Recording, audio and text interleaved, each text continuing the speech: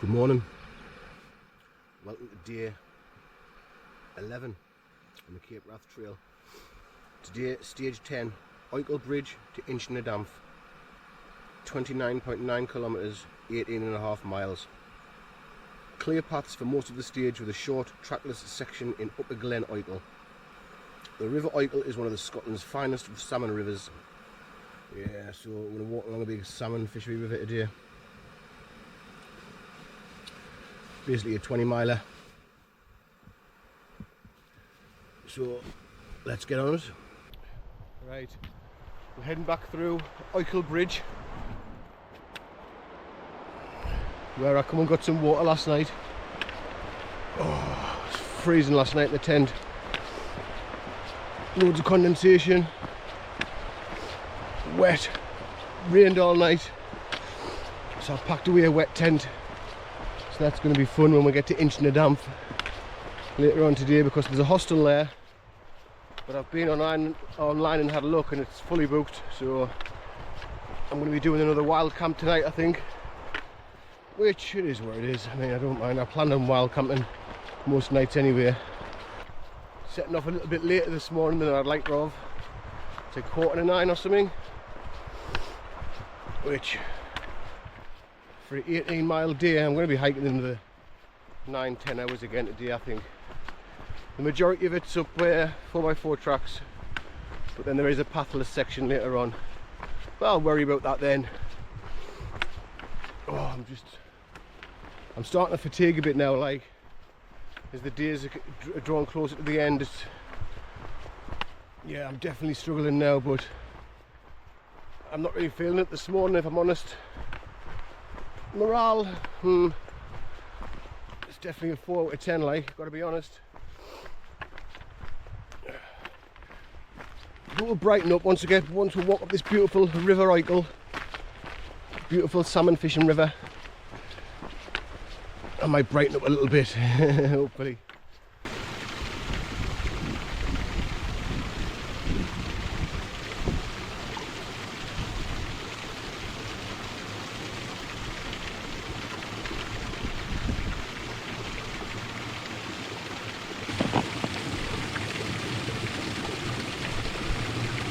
I found a little angler's hut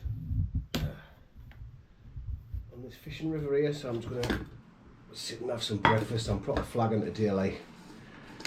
I'm trying not to be all doom and gloom and that, you know what I mean, for the video, but I'm not going to lie, I am really struggling, like.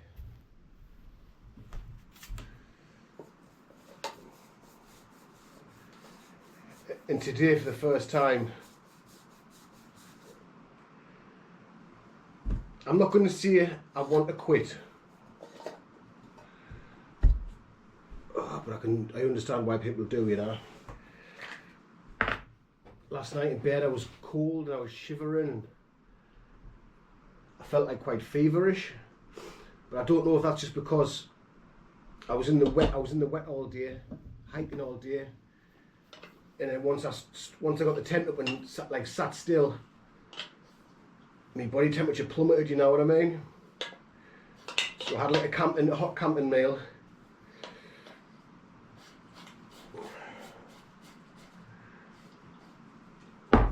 Camping meal, and I climbed in my sleeping bag and I was like shivering for ages. It took us ages to warm up, but I did eventually warm up. Boil a canny bit of water, like I fancy a nice big cutter. Shoulders hurting, like. I think I'm being just a bit of a drip now, aren't I?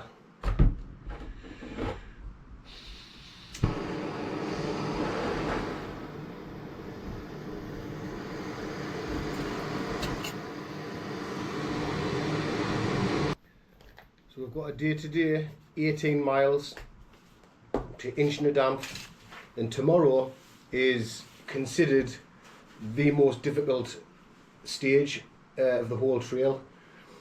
And it's only, I think, 10 miles or 11 miles, but the ground is meant to be awful. You go over 2 mountain passes, no path, basically following a compass bearing. all the way to Rebothy in a place called Glendu. And it's meant to be a really big, challenging day. So if I can get today over with, and have an early night somewhere tonight, try and get a good sleep, and then hit tomorrow hard, get tomorrow done, and if I get tomorrow out of the way, then I think I'm going to get to the end. I think I'm going to be able to complete this, you know. We'll see, yeah. Hot lava Java coffee bag. I will smell them, you know. Oh, just lovely, absolutely lovely jubbly. So we just came across all that, following the River Oikel for 20 kilometres we have.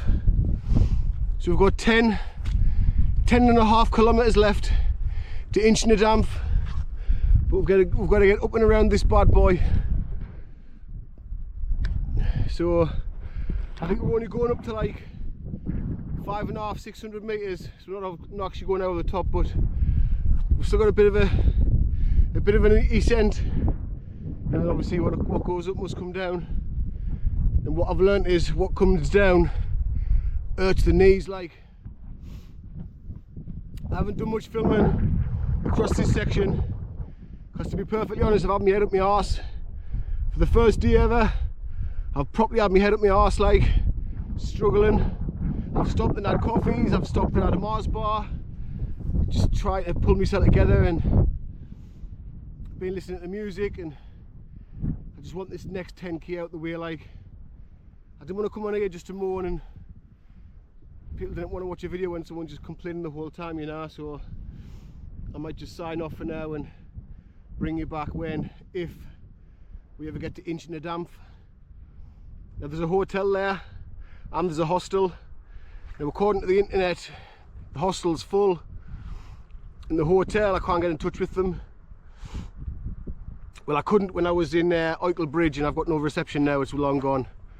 So I'm hoping that when we get to Inchnadamf, and I'm praying for this, I'm hoping they've got some room in the inn for a tired walker.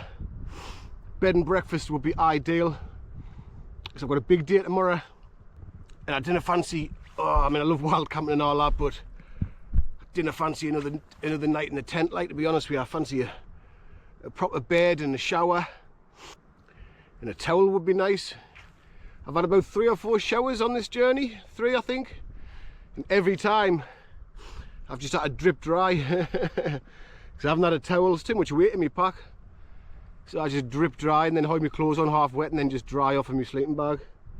But I'd love a bed and breakfast where they've got like towels and a little kettle in your room and all that, you know. That would be, but they might not. I might get there and they might not have a note like that, or they might not. They will have all that, but they might not have any space, and then I'll have to find another random location to pitch me tent. But we can dream and we can hope, and that hope is what's going to get us through the next 10k. So, and if I get there and there's no room in the inn, I'll be devastated, but at least I'll be there. At least I'll be in Inchnadamf, and I just need to worry about getting the tent pitched somewhere. Right, how are you? Let's get out of this bad lad.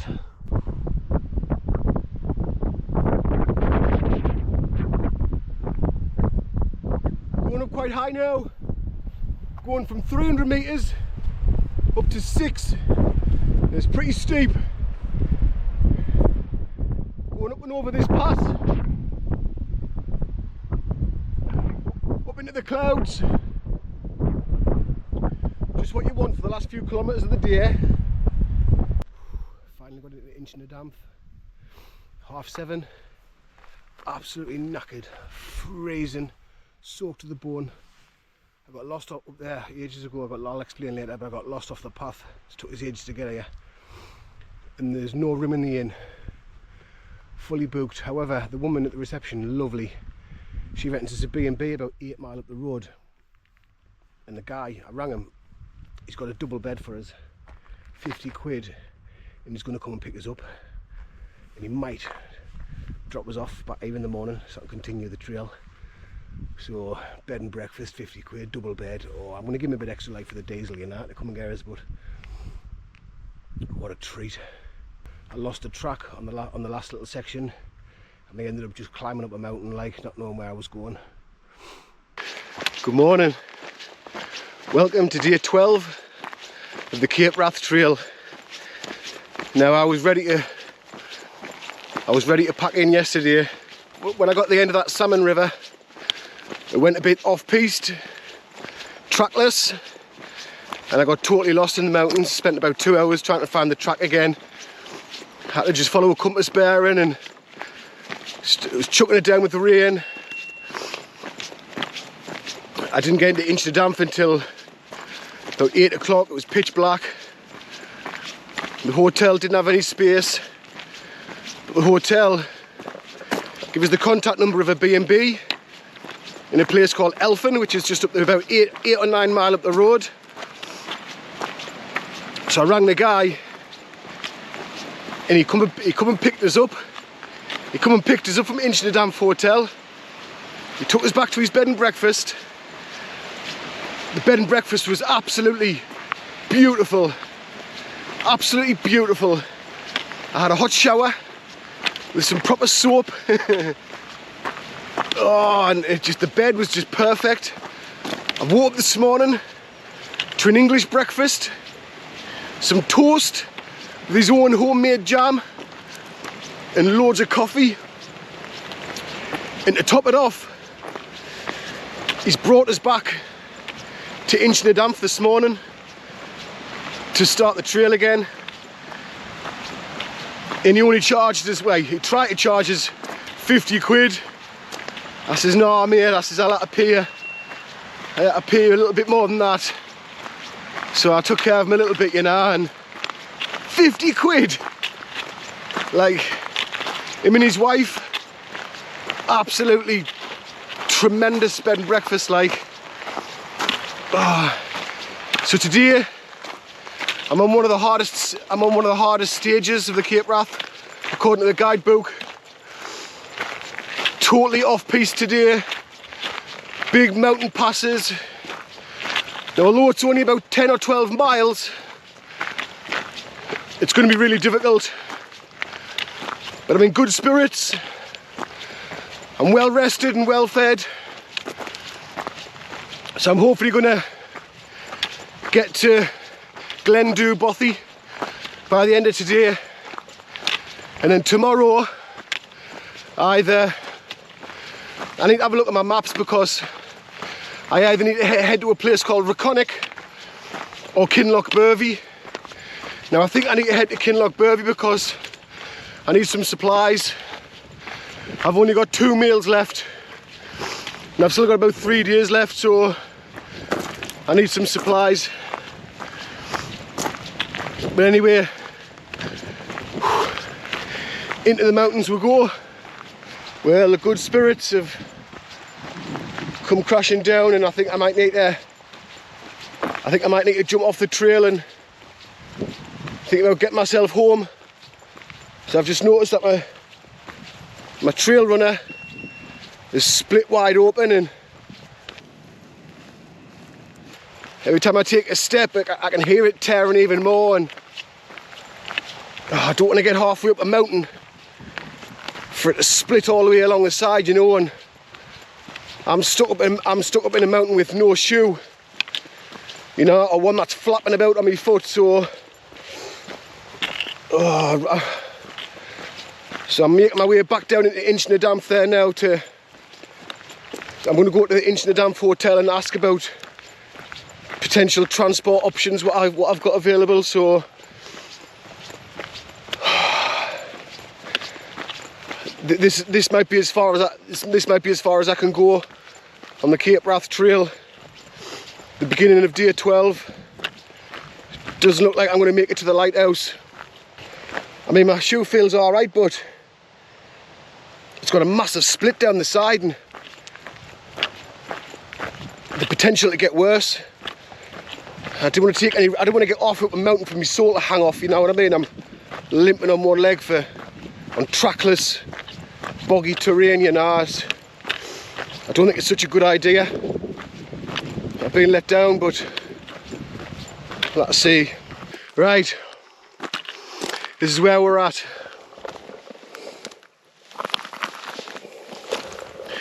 New boots, just some cheapies, just to get us through to the end. I didn't want to spend hundreds of pounds on a decent pair just for the sake of 2 or 3 days. In fact, I don't even like wearing hiking boots. I like trail runners, you know, because, well, that's a different story, but they've proven to be not strong enough for this sort of stuff. So anyway, I was going to get a taxi from Inchnadamf to Inverness, and it was going to be £175, which I thought, it is what it is, I'm going to have to pay it. Anyway, the taxi driver came and said, why don't I just take you back into Ullapool, buy some cheap hiking boots and drop you back off? So I was like, go for it. So I went to Ullapool, into a little hiking shop, bought a pair of cheap boots. They're not very comfortable, they need wearing in, but they're going to get us to the end.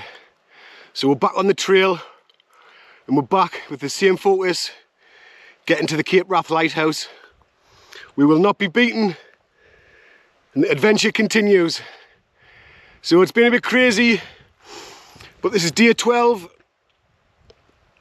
and I've had to do a little bit of a detour, and I've missed out one of the big mountain passes, but if it means getting to the end, it's getting to the end. So I've had to take a little bit of an alternative stage, which is still in the guidebook. So it's not, I'm not like cheating, it's still an actual route. And yeah, so we're going to see how far we can get now for the rest of the day. It's obviously late on in the day now, so hang on, is it? It's 1:20. So I'm going to hike for another 5 or 6 hours and see how far we get. And then tomorrow, hopefully get to a place called Reconic, which is going to be the penultimate night, I think. Or will tonight be the penultimate night? Because if I can get to Reconic tomorrow, I might be able to get to the Cape Wrath the next day, because from Reconic it's 10 miles to Sandwood Bay, and then it's a further 7 miles to the Cape Wrath Lighthouse. So to do them 2 stages in one day, 17 miles, in comparison to what I've been doing, is not a big deal, and I think it's quite doable. So if I can get to Reconic by tomorrow night, we could get to the lighthouse the following day. So let's get on it.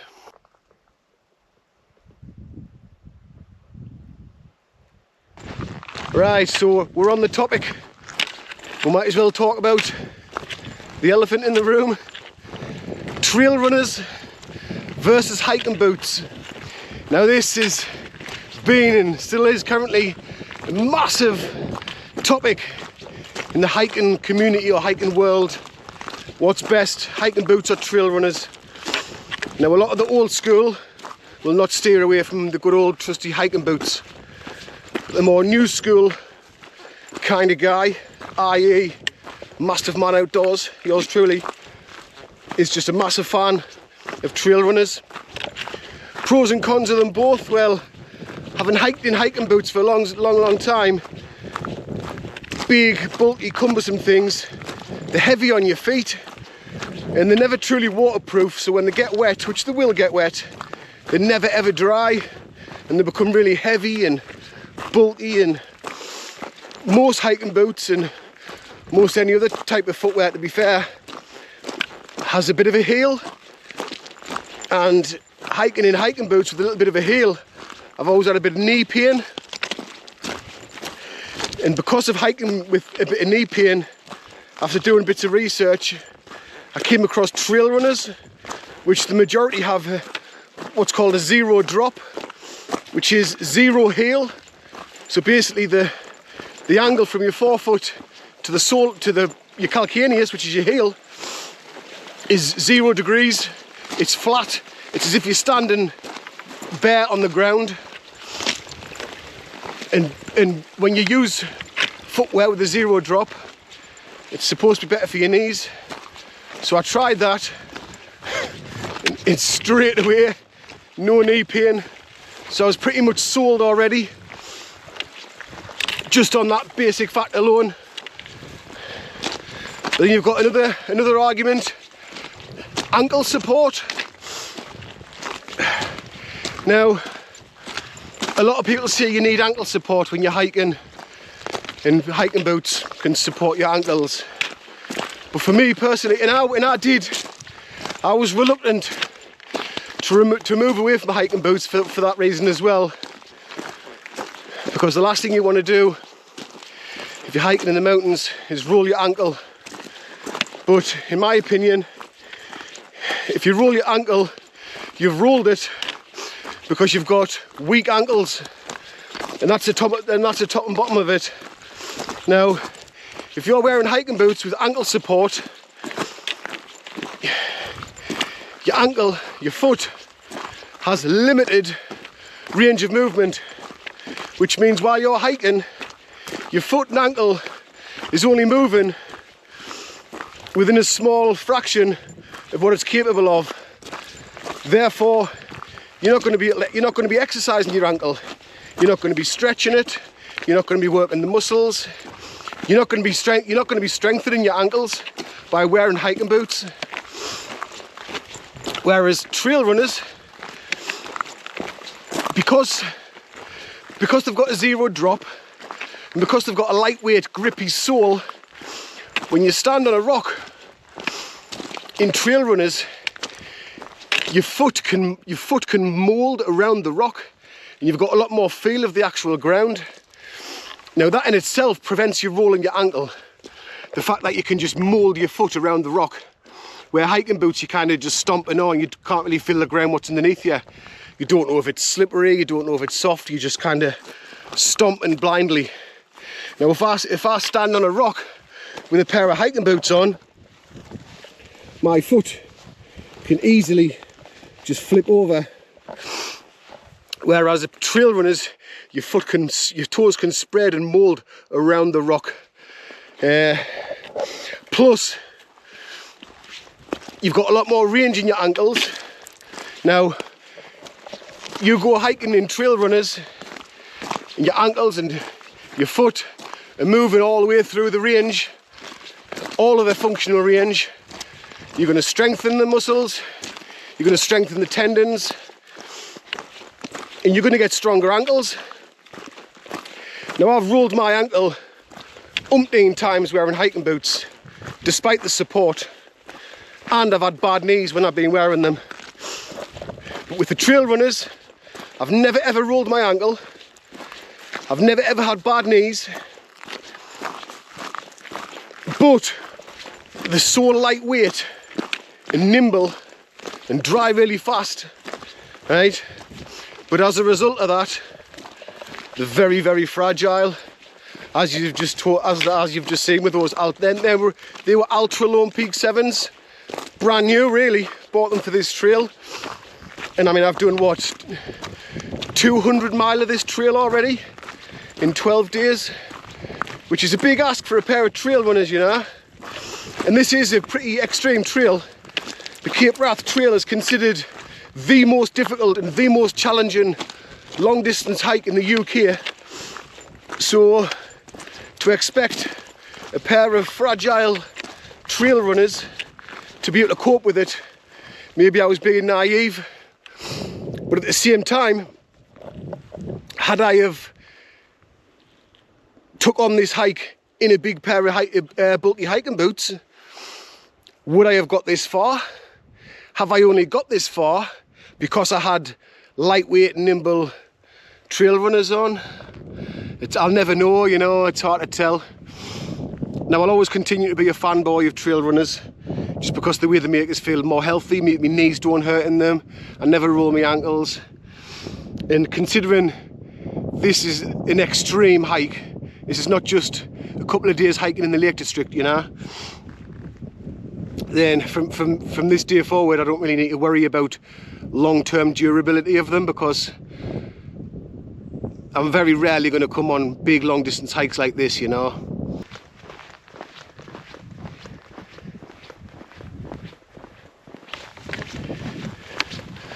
So we're currently hiking up the side of Lockstack. I'm going to hike the full length of Lockstack, and then we're going to turn right and hike on a kilometre or two, and start looking for a camping spot. And then tomorrow I think I'm going to try and make it all the way to Sandwood Bay.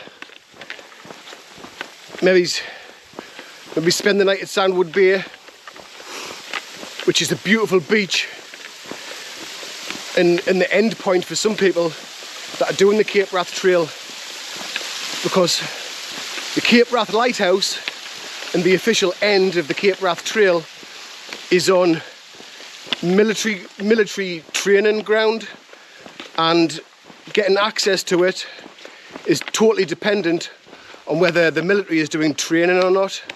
Now, they do live bombing on the land all through the year, and when I was initially planning this trip, I was going to have to finish at Sandwood Bay, because the dates that I was hoping to get to the lighthouse, they had planned aerial assault training, which sounds pretty cool, but as cool as it is, too dangerous for the likes of me to cross over the land where they're doing it.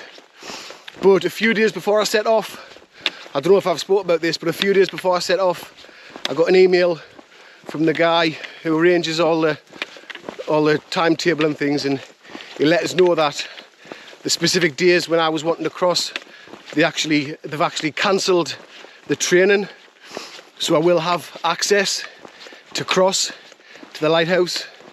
So I'm going to make it to Sandwood Bay tomorrow, I think, by tomorrow night, and then it's only 7 mile.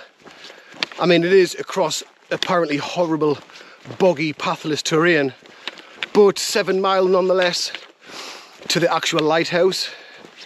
So I might be able to make it to the lighthouse and then back, and maybe a little bit further towards Kinlochbervie, where I'll have to spend one more night before I can get the transport out back to Inverness and all the rest of it.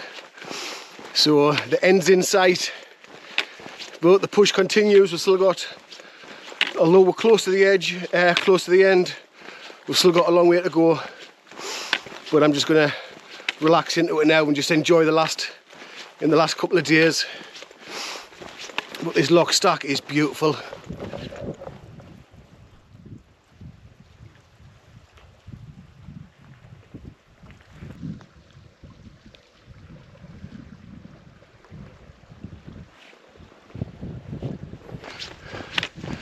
Tell you what, road walking doesn't get any easier. It always remains a killer. Tarmac, foot crippler. But we're getting towards the end of Lockstack now, and looking for a track on the right to head in towards Reconic. Yeah, like I say, though, I don't think I'm going to get a Reconic today. As soon as I get on this track, I'm going to start looking for somewhere to pitch. Now, I think it's quite boggy ground, but according to a bit of research, there's a little locken, little tarn type thing up here, and there's a nice little pitch next to there apparently. So I've located it on my map. Whether I can find it on the map is a different story, but I hope so, because I want to get pitched up quite early tonight and just chill and reflect on the day. The thought that I was going to have to quit, I truly believed I was going to quit, but out of pure stubbornness, I guess, I decided to continue and yeah, push on. So I've just came all the way up here and I've pitched my tent just by the side of the track. So I'm waiting for this to rehydrate. Pasta bolognese takes around 8 minutes, and I've got a nice big hot chocolate. Good morning, welcome to day 13 of the Cape Wrath Trail. Spent the night at the side of the track.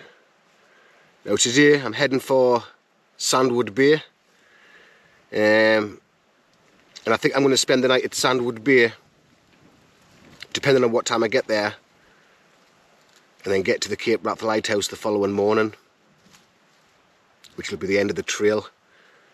Then, as you know, once I get to the Cape Wrath Lighthouse, there's still a whole day's hike back to where I can get a bus.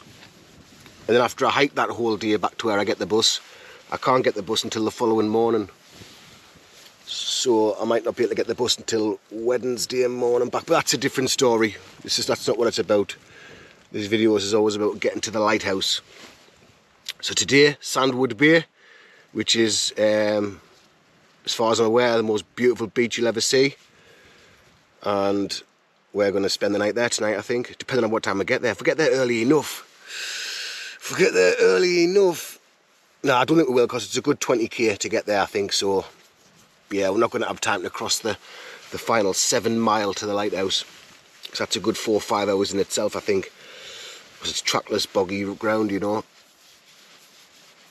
Right, we'll get squared away and we'll get going. Last night's pitch, leave no trace, and we're off. Time check. It's 8:15. Now, I did set my alarm clock for 5:30 this morning, and when it went off, I was in a deep sleep, which is rare for me. So I switched it straight back off. Then I couldn't get back to sleep, so I just got up and just sat in my tent reflecting. Now, I used all my water last night for my meal and my big hot chocolate, so now I'm really thirsty and I've got no water. So first of all, I need to find some water.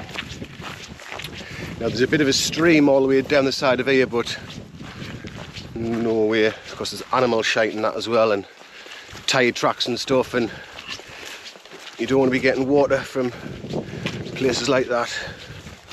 So I'm going to wait until I find a nice little waterfall, which there's enough of them around here. And I'll filter some water and have a coffee, and then onwards to Sandwood Bay.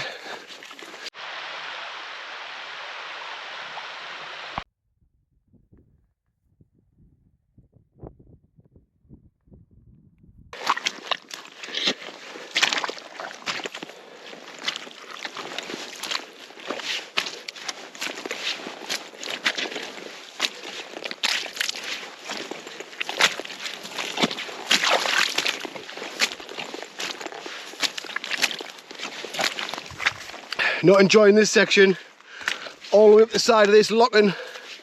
It's got to be over 1 kilometre long, and it's just slippery bog, midgie infested, right next to the edge, where one slip and you're straight in the drink. I mean, it's not high enough to probably kill you, but it'll definitely hurt yourself and end up freezing cold and soaking wet. So yeah, I'm not enjoying this section, and I can see the end, but every time I look up, it just doesn't seem like we're getting anywhere. And it just sucks. It just sucks your feet in, and you. Oh, this has been going on for too long now. I can't wait to get to the end of this loching. But when I do, I'm going to get a cup of coffee on to reward myself.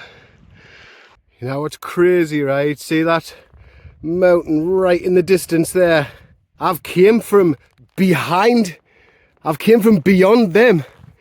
And that's just mad to think. Like, I've came through all of that, you know? Absolutely epic.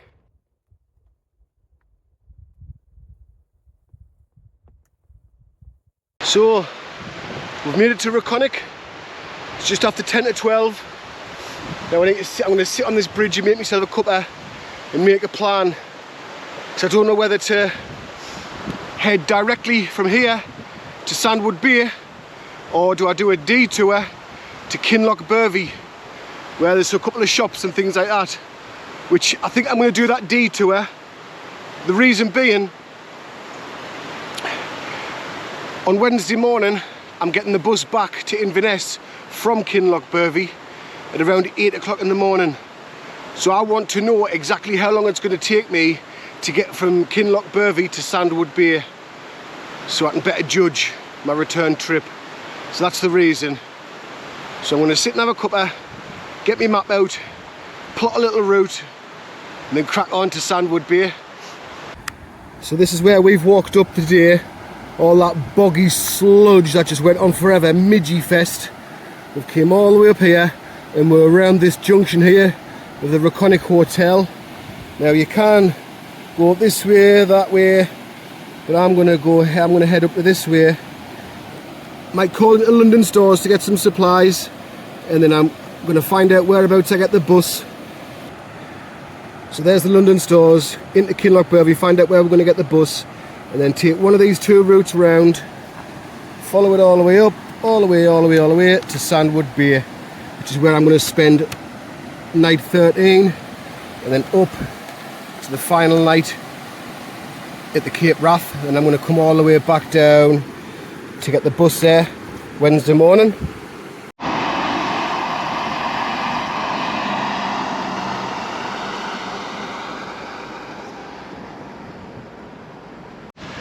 Kinlochbervie, 4 mile.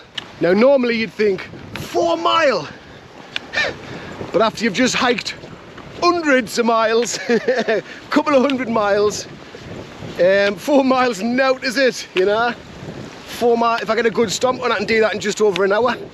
So that's nout that. So there was like a toilet facility just at the top of there. I think it's part of like, you know, the NC 500, because there's loads of NC 500 signs all over. Everyone does like a driving. I've seen a couple of Ferraris and that blast past. Hundreds of VW camper vans, hundreds of them. It's like a cult following in it, the VW camper vans, like hundreds of them. And my sister and my brother-in-law have done the NC 500, I think, in their camper van, and they had one of the best times of their life. It's meant to be absolutely beautiful, and no doubt it is. And maybe one day I'd like to do it myself, but I think the Cape Wrath Trail, if you really want to experience remote, I mean, you do the NC 500, you can only see as far as the eye from the road, you know. I mean, it's beautiful. It's absolutely gorgeous, but I can guarantee one thing: I bet you it's been more beautiful and more gorgeous where I've been. And I'm not saying that as like a flex or a dig or anything like that, you know. I mean, it is a bit of a flex, because I'm proper proud of the fact that I've come this far, but honestly, I'm going to remember this for the rest of my life, me.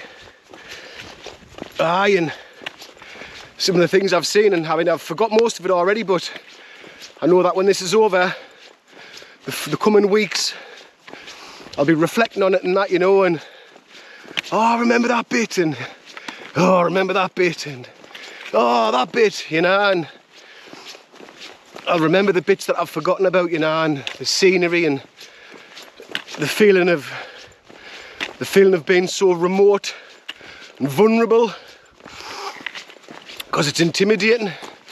Sometimes when you're up a steep mountain pass and it's high and down with rain, it's starting to get dark and you're unsure if you're going to get your tent pitched, you know, you can get a bit scared, like, especially when you're on your own. And another thing when you're on your own as well is you're left with nothing but your own thoughts. And I've done a lot of vlogging while I've been on this trail, but I've only really vlogged the bits that I've wanted to share, because believe you me, during this trail I've been to some dark places, and it hasn't been all just like, yeah, I'm on the Cape Wrath Trail, a little vlog here and a little vlog there. Because when you're hiking 10-12 hour days, and really I'm only vlogging for a fraction of that, the rest of the time there's highs and lows, you know. And when you're walking for hours and hours and hours, and you're thinking about your past and lost family members, and you know, tragedies what you've went through, and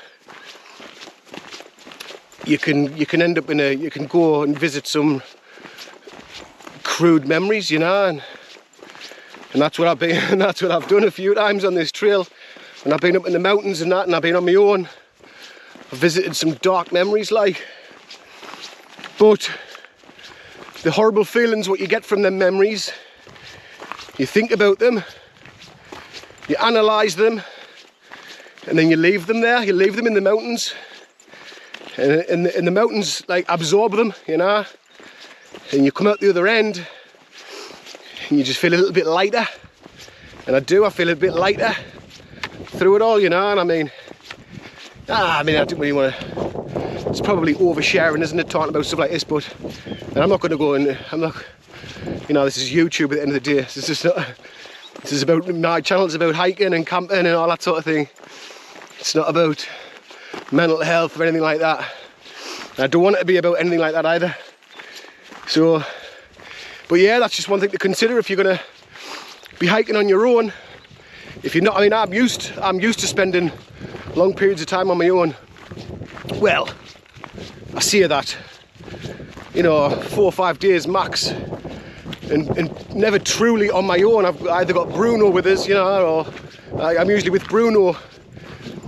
And when you're with your dog, you're never truly on your own. No way. Because you can have a conversation with your dog, and your dog listens. And I truly believe that Bruno listens. I also truly believe that he hasn't got an absolute clue what I'm saying, but also he doesn't care. He doesn't care what I'm saying. He's just happy to listen to us. He doesn't judge me on anything what I tell him, you know. So yeah. So this has been a bit of a challenge for me. But what day are we on now? 13 days on my own. Well, you know, I've been with the Crazy Dutch dudes and that, and for a couple of days, and I spent the night with that couple, Kate, oh, what was his name again? Humphrey, Kate and Humphrey, and but the rest of the time, really, I've been on my own, you know, but I've enjoyed it, and I do enjoy it. And I think that, and I truly believe this, what I'm about to say, people who can go to a restaurant and eat on their own, or go to the cinema and watch a movie on their own, go fishing on their own, or go wild camping for a night or two on their own, I truly believe that they're the most powerful people in the world. And having that ability to thrive in your own company is a powerful thing. So if you've never done it before, try it. Go to a restaurant on your own, and I don't mean McDonald's or out like that. Go for a sit-down meal on your own, or go and watch a movie on your own. Go to the cinema on your own and watch a movie. See how you get on. And if you can't do it, maybe practice it. Because believe you and me, people who can do that on their own, in my opinion, are the most powerful people in the world. Now, don't get me wrong, I love being on my own,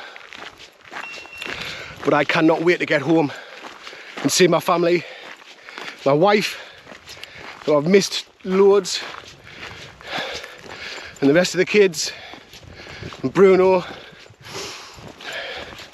I've missed them loads. I'll not admit it to them, you know, but I have 100% missed all of them, like the girls, Bruno, everyone. And I'm looking forward to getting home now and seeing them.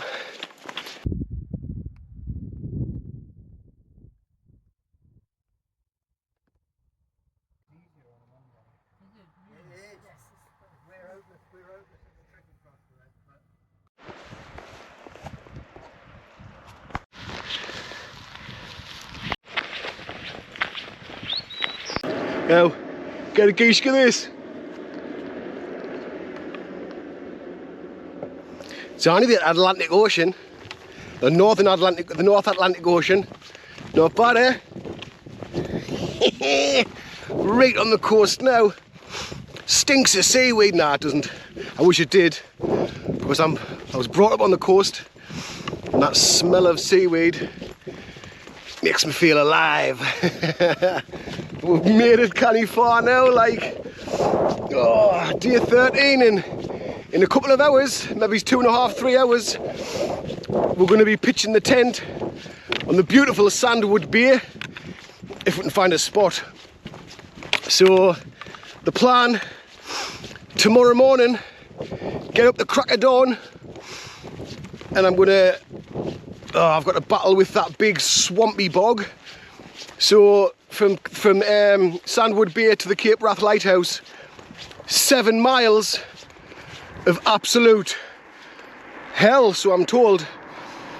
Wet, sloppy bog. 7 miles all the way there, and then when I get there, there's pretty much nothing there. I think there's a little cafe which is open seasonal, so that might not be open. But I'm going to get a selfie with the lighthouse, give it all, yeah, I've made it and that. And then I'm going to turn around and go back over the 7 mile swampy bog to Sandwood Bay, where I'd spend my final night.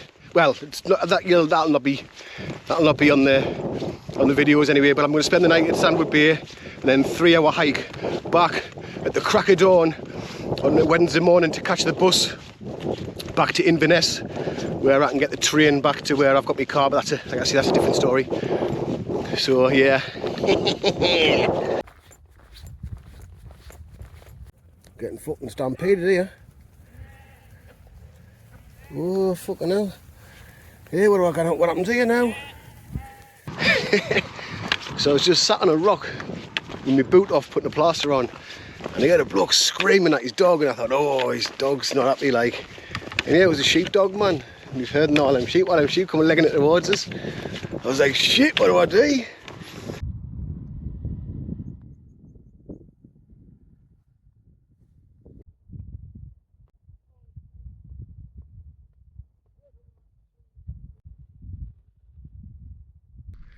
When I was back at London stores, they bought me still a nice bottle of ginger ale, like Bundaberg ginger beer, Australian family owned. So cheers.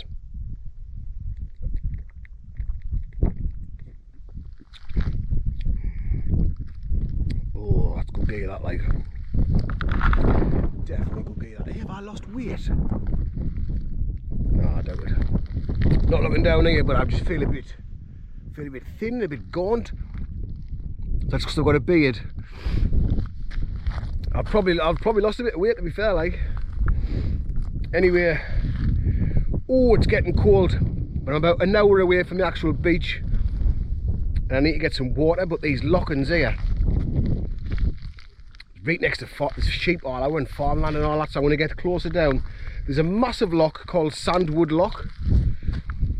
It runs into the sea, so I don't know if it's tidal, and I don't know if it's going to be salty. You know what I mean? But I think there's a few rivers that run in, so I should get some clean water from down there. There she is, look. The lighthouse. I mean, it's miles away, like. Why? It's about 10 miles away, to be precise. But I can just see it. And I've confirmed it with the compass bearing and the map, and it's definitely it. Oh, I should be able to get another glimpse of it when I'm down on the beach. Well, we're about here. Oh, it's all going to come into view in a minute.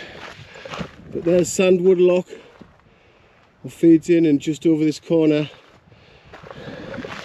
I'll bring it back when we get round, but I think it's going to be a bit of a spectacle. Oh, the beautiful Sandwood Bay.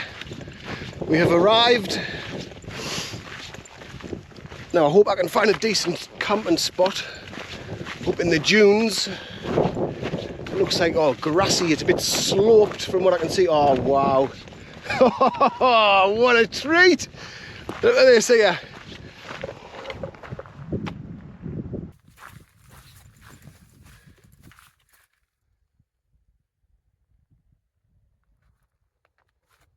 What a beautiful treat. Now I reckon I can get pitched up on them sand dunes down there, you know. Right, I think I'm just going to bring you back when I get a bit further down. Because I just want to... So, oh, there's loads of pictures down there. I could even pitch in that old abandoned... There, I could even pitch in there if I need to, you know. Oh, but I'm going to be selfish and turn this camera off because I want to soak this in myself, you know, and I don't want to watch it through the screen of a camera.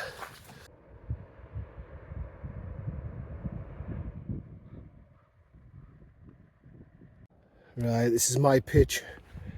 There's sheep shit all over it, but I've got the views. And once I get this tent up, I can go and look for some fresh water and have a little walk down to the beach and that.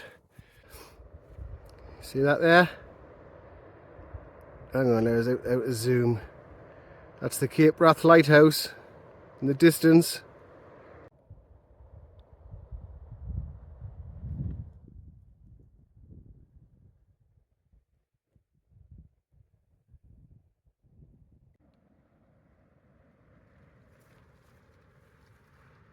Gonna have a little walk down to the beach. I was humming and hawing whether I should walk down or not, and I can't be bothered, but I'm only going to be here once, aren't I? So we're getting a beautiful sunset, I think, but it's just hidden behind. It's hidden behind there. It's casting lush colours across them rocks over there, but obviously the GoPros aren't the best for picking up that sort of stuff.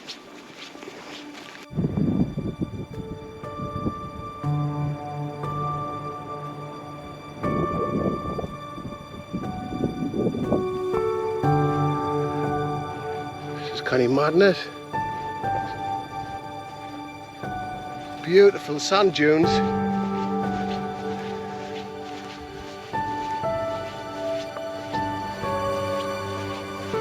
Trouble is, I don't have a bit to climb back up. The beach is further than I thought. It's a right trek. I've brought my head torch with us in case it gets dark. Oh, but the sky, look at the sky over there, man.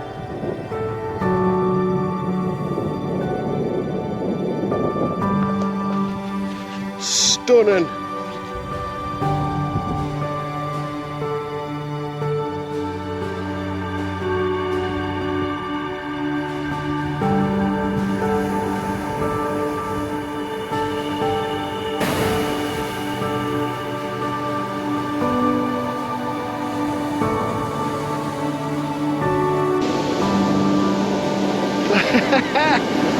No way is it this beautiful. No way. Absolutely tremendous place this. How blue the water is, man. Look at the sky, the sunset.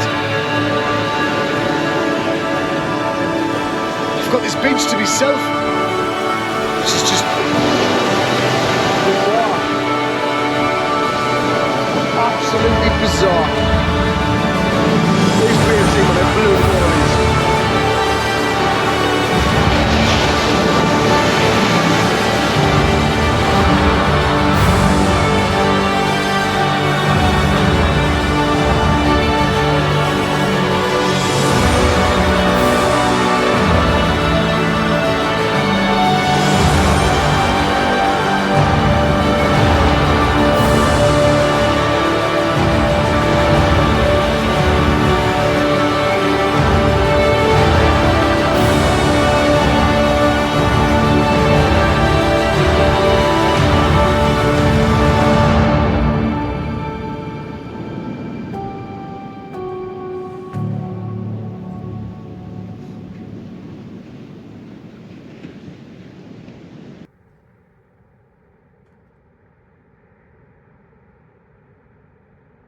Good morning, welcome to day 14 on the Cape Wrath Trail. I've been staring at that lighthouse flashing all night, so let's go and get it.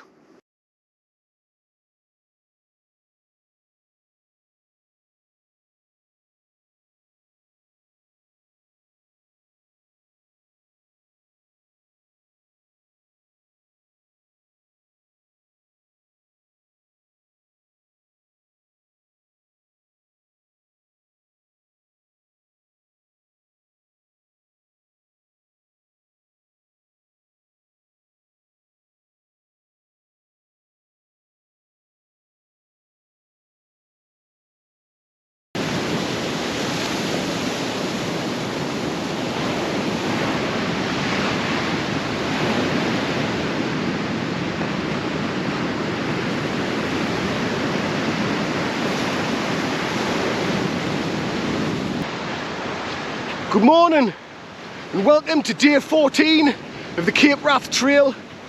Now we're finally leaving the absolutely beautiful Sandwood Bay and we're heading that way to Cape Wrath.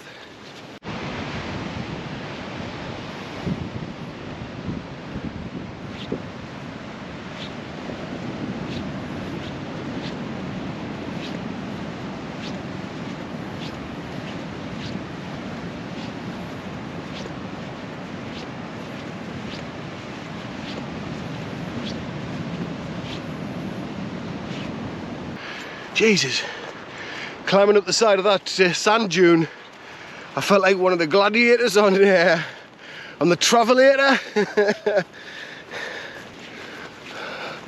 But we're nearly at the top and it's starting to get more like mud.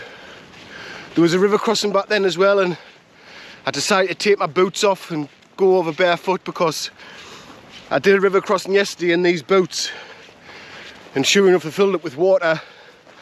But then the water wouldn't drain away. At the trail runners, the water gets in, but it gets straight back out. These, the water was swishing about. I had to like take my boots off and empty them out and wring out the tongue and all that sort of thing. It was a nightmare. So, and they're relatively, I mean, they're not dry by any means, but they're all right. And I just couldn't be bothered to get them soaking wet again.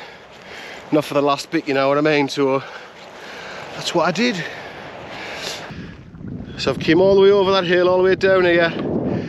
I've done about 4 kilometres already. I mean, look at that, it's beautiful, isn't it? Little tarn. And I'm heading up and beyond that hill up there. Aye, so it's this section here. It's just like wet, boggy, soppy marshland.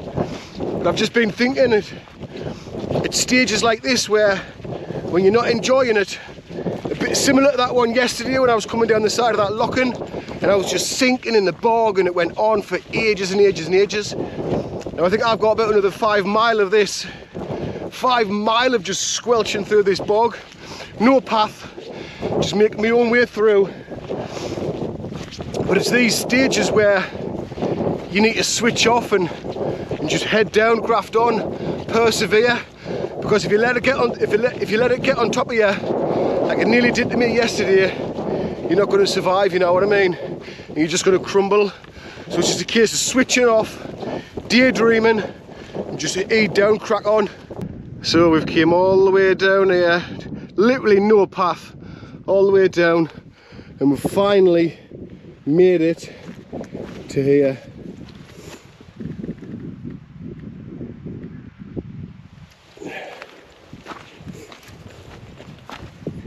Danger. When access is allowed, do not touch any military debris. It may explode and kill you. Right. I ain't going to argue with that. If I see any military debris, I promise I won't go poking it with me sticks. Because funnily enough, I was raised by good parents and I was raised not to be an idiot. Oh, that firework hasn't gone off. Let's go and look at it. Boom, you know. Right, but this is the pole where there would be a red flag waving. I mean, there's a lot of poles. There's one down there and there's one right in the distance.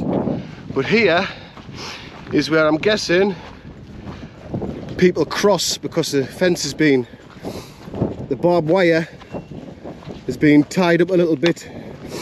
So this must be where all the Cape Wrath trailers get across, and then we're going to head up and straight over the top of this. But I think there's a big deep valley down there with the river running all the way through, and I think it's quite deep, a deep drop and then a steep climb up the other end. So we've just came all the way down the side of there, crossed that river, then up the other side. Wasn't too bad. Only dunked 1 foot, so right, we're going to tackle this big beastie now. Straight up, straight over, no path, so just. And do you know what I've realised as well? When you're on this like big open marshland and you're wandering across it, you're like, oh, where's the path, where's the path? it can get on top of you, stressing about the path, and even when there is a path, it's only like a trodden grass, like a little route. But I think as soon as you accept that there isn't a path, and it's pointless trying to find one, and what's in front of you is what you've got to get across. Once you accept that reality, it's like a weight's being lifted off your shoulders, and you say, all right, okay, this is it. It's neat. I don't need to, you know. So what you need to do is you need to take a compass bearing, or find out on your map or your GPS in what you're going to head for. Get something what you can see and what you can look at, and just walk to that specific point. And then when you get to that point, get your compass out again, or get your GPS out again, and have another look and see what direction you're going into, and then see what's another object, what's in your line of travel. Focus on that and walk to that, and then just like leapfrog like that all the way across it. And then by the time you get to the other end, you've done it. Anyway, crack on, man.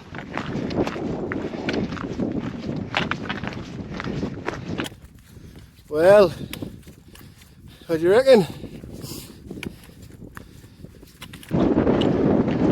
Well, there you are.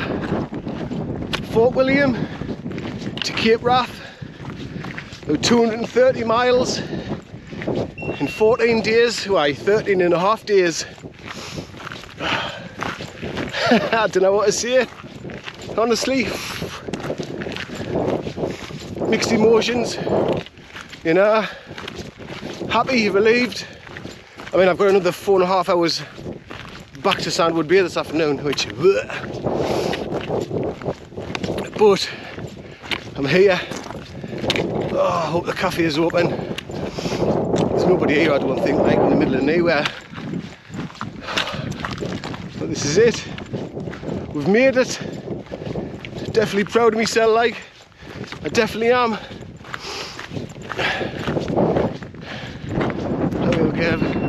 We're gonna have a closer look.